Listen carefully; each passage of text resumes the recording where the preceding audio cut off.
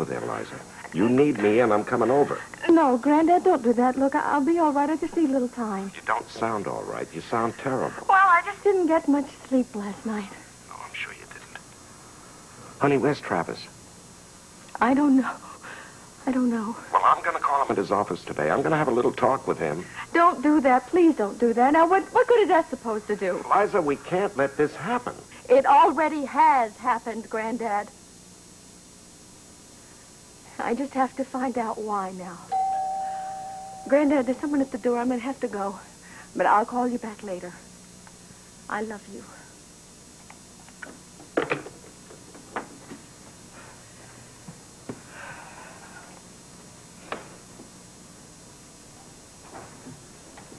Oh, hey. Hey. What is this? What in the world is going on? I don't know. Liza, after we hung up, I called Travis, right? My buddy, Travis. His secretary tells me that he's holding all calls today. What's going on? Well, that doesn't surprise me. You tell me on the phone that he doesn't believe that you recorded any sessions with George Cousins at all? And all these trips back and forth to New York, he doesn't think that's what you were doing? That's what he said, Dane. And then he walked out. My God. You really have separated.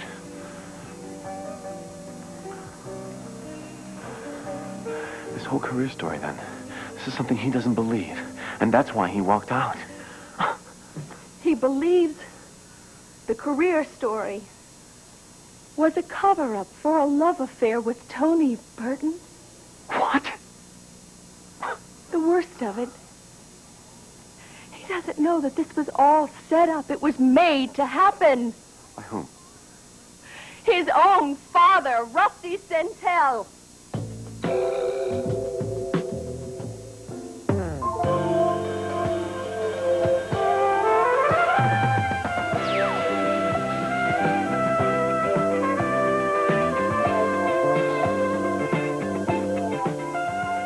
This is Search for Tomorrow.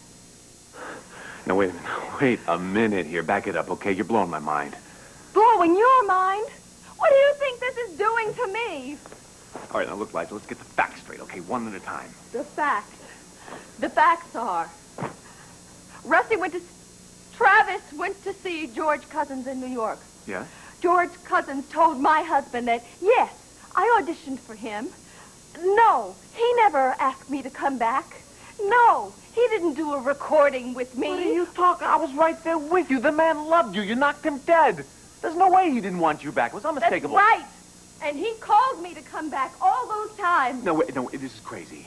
I mean, look, why would George lie about a thing like this? It's crazy. It's not crazy, Dane. It's diabolical. And it's a Rusty Centel, evil, diabolical plot. Liza, now look. This is too big, okay? It's too big a thing even for Rusty. Oh, no. Even for Rusty. He's done it. I know he's done all this. Listen, I'm starting to put things together. Rusty Centel set up my meeting with George Cousins. Not you, but my father-in-law, right? Right. And he didn't want me to know about it because he said that I would not take advantage of the opportunity. Dane, lie and trap number one. He didn't want me to know because he was sure I would become suspicious. Yeah, that's possible. Now, George Cousins is the one who introduced me to Tony. To Tony. All the trips to New York. The recordings. Now, see, that's where you get off, Liza. Look at the number of people. It's too complicated. There's too many people involved here. It's not too complicated. He did it. I'm sure he did it. Rusty's too shrewd. He's too smart. I'm telling you, he's too smart to spread out the thing this very big. shrewd. My father-in-law did this, Dane. Liza, look, I'm telling you, you get involved in a scheme this large, this big, you defeat yourself. The sheer numbers of people involved defeats it. They can't cover their tracks. You talk in generalities all you want, but I'm as sure of this as I have ever been of anything. My father-in-law is responsible. All right, you want specifics? I'll give you specifics. How about the picture in the paper with Tony? Yes, my father-in-law did that, too. Oh, right. A national news service? My father-in-law has made a believer out of me. Boy, that man can pull off anything like that. All right, now what about all the phone calls you supposedly made to Travis? I suppose you're going to tell me that those were... I made those phone calls, every one of them. Rusty managed somehow to destroy those messages. All right, look. Let's just say that it's possible he set this thing up. But why? Huh? I need a why. Let's assume that he set it up to look like you had an affair with Tony Burton. Wait a minute. What do you mean, assume? Are you telling me you think I was sleeping with Tony Burton? Liza, should I think that? You! All right. I'm sorry, baby. I'm sorry. I had to ask, right? I had to know. Okay, forget it. Scratch that. Now I still need to know why Rusty could do all this. I'm trying to put this together, Dane. Listen, I overheard a conversation Rusty had with a lawyer named Phillips. They were talking about a will, somebody's will. Yeah. I called Tom in Washington to see if he could give me some sort of lead. He suggested it might be the General's will. The General, old man Turner, who founded Turner Instruments, Turner? Travis's grandfather, yes. So I called a lawyer, and I told him to see if he could get hold of a copy of the General's will. Take a look at it and tell me what's in there. He's on his way over here now. Well, Liza, honey, that's fine, but I still don't see how General Turner's will has any bearing on why Rusty could do all Dane, this. I don't have any answers. But I am not going to stop until I have all the answers. All right, honey, this place won't look so grungy with some flowers. Ah, there, that's better. Now, I want you to say please and thank you when the social worker gets here. I want you to remember your manners. And for heaven's sake, smile. Now, when she gets here, I want you to offer her those cookies over there on the table. Okay.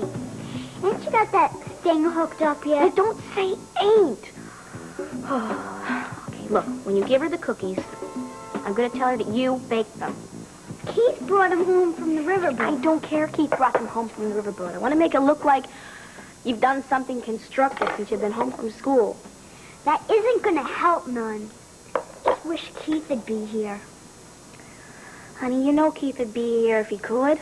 He had to run that errand for Stu. I have no way of getting in touch with him. You know he would want to be here if he knew the social worker was coming on such short notice. That's what they always do. So they can catch you at something. Make things hard on you. Hey, where's that good old who cares attitude of yours, huh? Just knock it off, will you? Hey, listen, honey, I'm sorry. I know you're scared. Well, it'll be okay. Yeah, what you know. Oh, we're on, okay? Let me see. Now smile, come on. Whoa.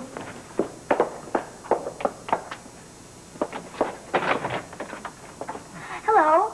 Hello, Mrs. McNeil. I'm Elaine Robbins, County Youth Services. Yes, of course, I remember. We talked to you on the riverboat. Come in. We've been expecting you. Haven't we, Andy?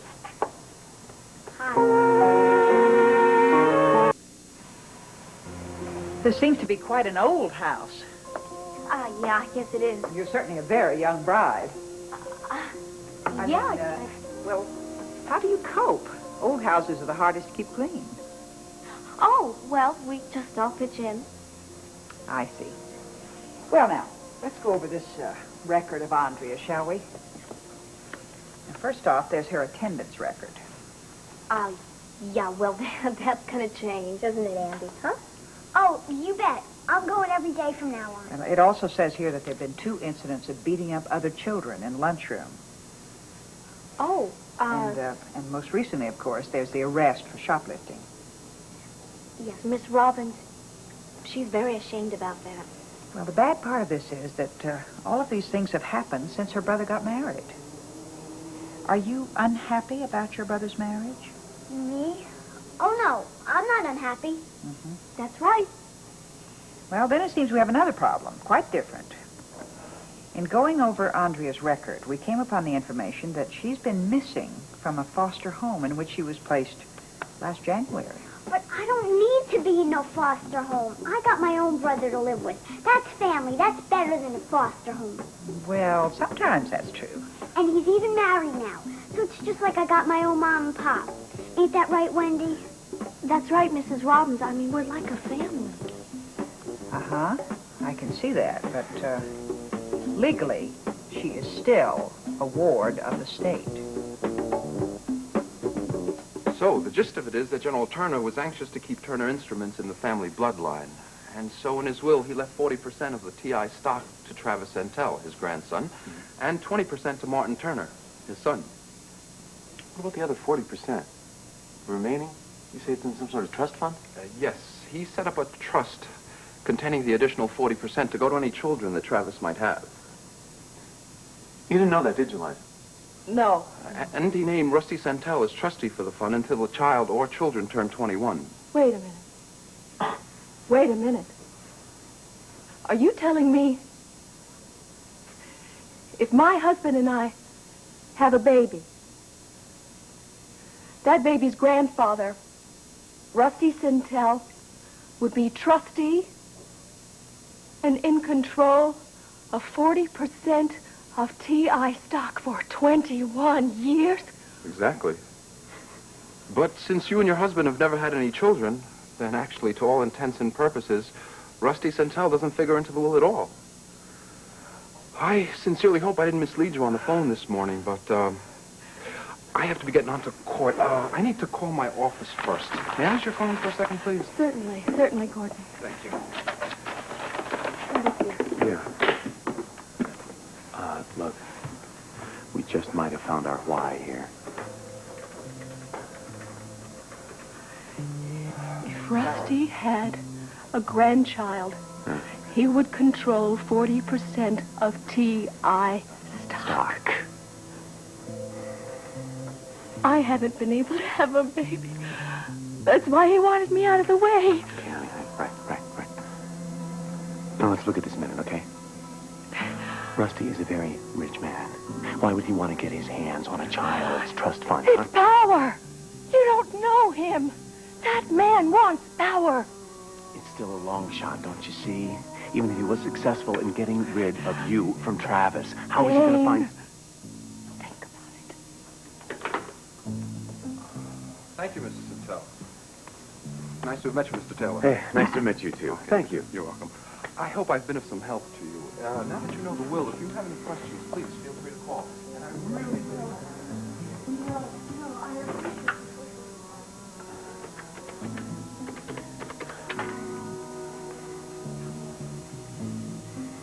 Yeah. Aja Doyen, please. Professor, look, if you got no time for me today, how's tomorrow look for you? Oh, come on, Aja. You can't have every minute booked to the next 48 hours. Oh, look. You don't got time for me. That's fine, but I got some things I need to discuss with you, and I'm coming over anyway. Right.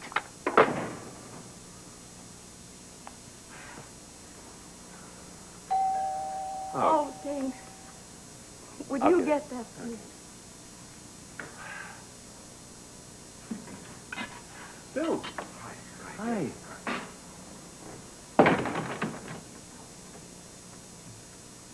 Honey, I'm sorry. I know you didn't want me to come I over. know. I couldn't stay away. I know. Thank you. Honey, how could this happen to my little girl? Dane, how could this happen? Dude, I don't know. It's looking bad right now, but there is a way out. And we're going to find it. I got to run. Okay? Catch you later, all right? Yeah, right. Thank you. Bye-bye. So long.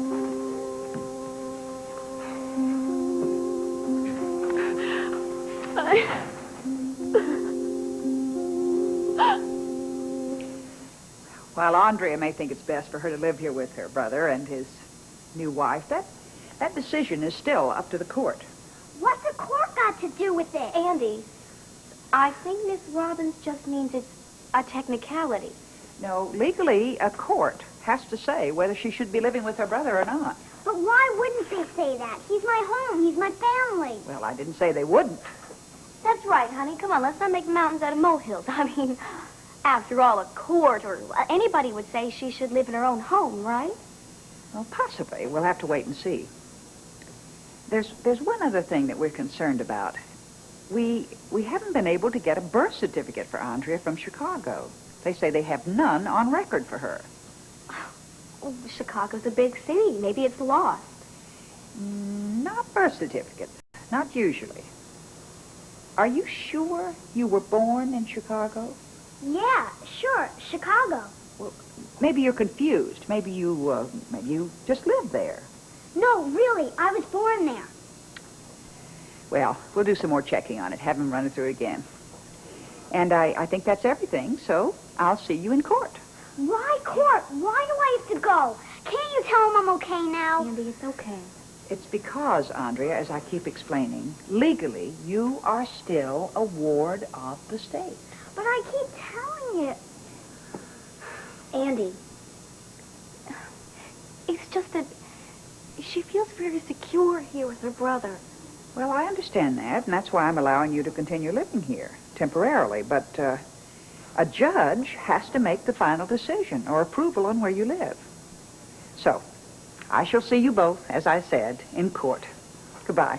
Goodbye, Nice seeing Miss you Robin. both. And thank you, Andrea, for the cookies.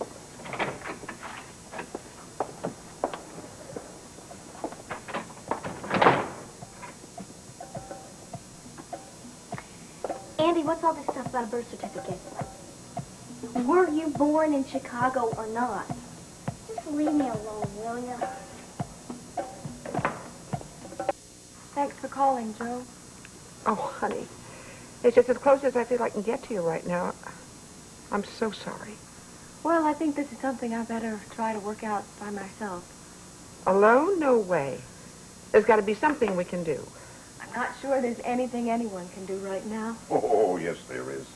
One thing that will help is chicken soup. Granddad. What's that? Granddad just brought in a bowl of chicken soup. Bless his heart. Oh, listen. Tell him not to bother about the lunch crowd here. I'll handle that by myself. Joe said don't bother about the lunch crowd. She'll handle it. Oh, my. I forgot all about it. Don't tell her I said that, no. She said thanks a lot. It's a lot more important for him to be there with you. Liza, listen. What would you think about if I called Travis? And say what? I don't know. Anything. Something to get the two of you together. At least to let each other know how much you care. I don't know. Joe, I'm just so upset right now. Of course you are. And so is he. But you wouldn't be if you didn't care so deeply. You see, that's what I'm talking about. Yeah, but he's in a rage right now, and I'm furious. I mean, that he would even believe. I am just hurt. I'm just plain hurt. I know you are, darling, and so is he. That's why you should talk to each other. Look at this rationally. I don't know. At least let me try. It could be a disaster. I mean, it may be too soon. We just might end up yelling and screaming at each other all over again. Yeah, I know.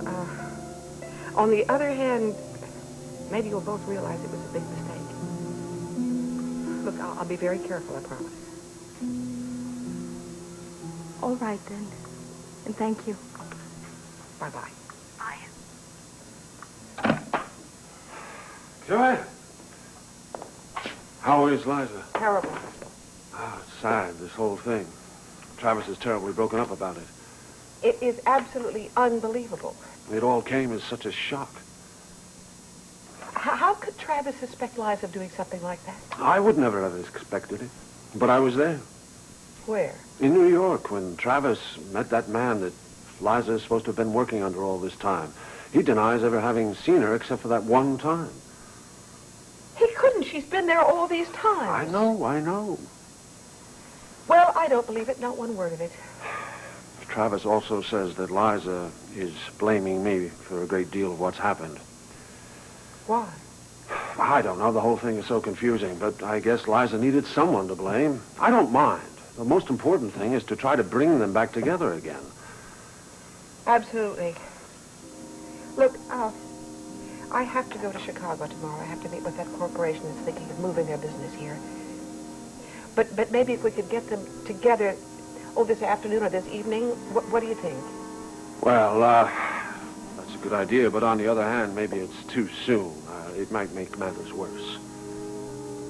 Oh. I know that you want to help, Joanne, and so do I. And we will help, but not now. Let's just give them a little bit more time. That's what she said. Well, I feel that perhaps if we put it off for a while, I know Travis. All right. Joanne, it means a great deal to me that my son and Liza mean so much to you. And I know you want to help, and so do I. They're wonderful people. Yes, they are. Joanne, we'll find a way.